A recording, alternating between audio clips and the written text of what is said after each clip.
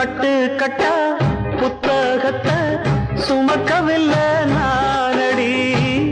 ஆனாலும் தான் கெட்ட வழி போனதில்லை நானடி. வெள்ள மனம் பிள்ள குணம் உள்ள ஆளு நானடி.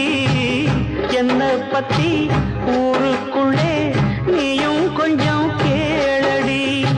படிப்பு ஒன்னே வாழ்க்கையா, பாசம் வந்து இல்லையா? படிப்பில்லாமல் வாழ்க்கையில் உயர்ந்த மேதை இல்லையா? உன்னை கண் போலத்தான் வச்சு காப்பேனடி.